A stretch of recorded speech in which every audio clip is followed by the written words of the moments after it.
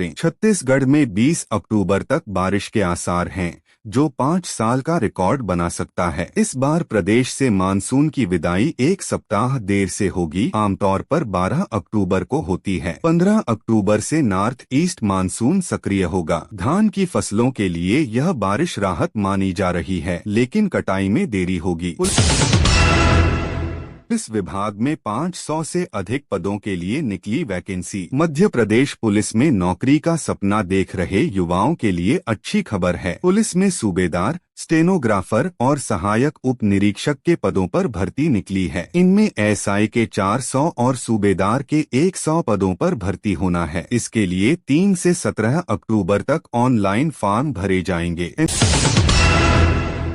MP में cyber ठगों से होगी लड़ाई। अब कॉरपोरेट ऑफिस, स्कूल, कॉलेज और अनाथालय में होगी पढ़ाई। प्रदेश में 2 अक्टूबर से 1 माह के लिए साइबर जागरूकता का विशेष अभियान प्रारंभ किया गया है। इसमें स्कूल, कॉलेज, कॉरपोरेट कार्यालयों से लेकर अनाथालयों तक में साइबर अपराध और इनसे बचने के उपाय बताए जाएंगे। प्रदेश में पहली बार 1 माह का साइबर जागरूकता अभियान प्रारंभ किया गया।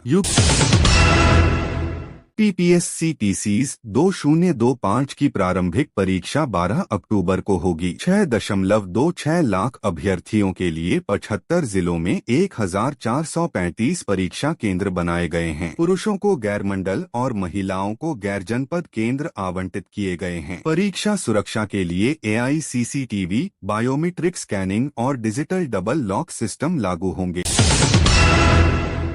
यूपी के राज्यकर्मियों और पेंशनरों को दिया तोहफा, मिलेगा बोनस और बढ़ा महंगाई भत्ता। केंद्र सरकार की तरह अब यूपी सरकार भी अपने कर्मचारियों और पेंशनरों को दीपावली से पहले बोनस और महंगाई भत्ता डीएडीआर बढ़ाने का तोहफा देने जा रही है। इस फैसले से 14.82 लाख कर्मचारियों को बोनस और करीब 28 लाख राज्यकर्मियों व पेंशनरों को बढ़े डीएडीआर का लाभ मिलेगा। कर्मचारियों और पेंशन भोगियों को दिवाली का डबल धमाका।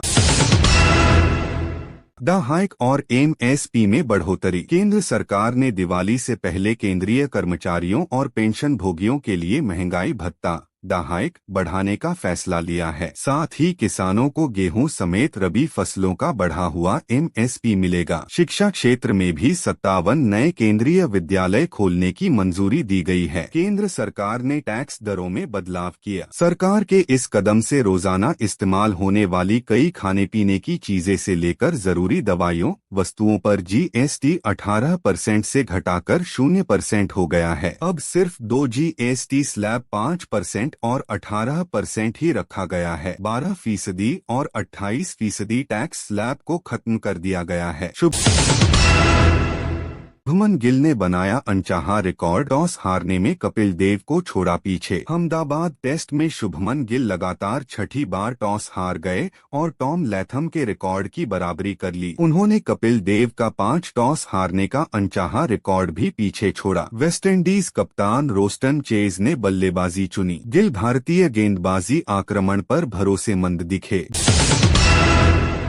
जवाहर नवोदय विद्यालय में 9वीं और 11वीं कक्षा के लिए आवेदन की अंतिम तिथि अक्टूबर में। नवोदय विद्यालय के प्राचार्य ने बताया कि प्रवेश प्रक्रिया में खाली सीटों को भरने के लिए लेटरल एंट्री सिलेक्शन टेस्ट 2026 के माध्यम से चयन किया जाएगा। 9वीं कक्षा में प्रवेश के लिए आवेदक एवं 11वीं कक्षा के लिए लिंक पर जाकर निःशुल्क आवेदन कर सकते हैं।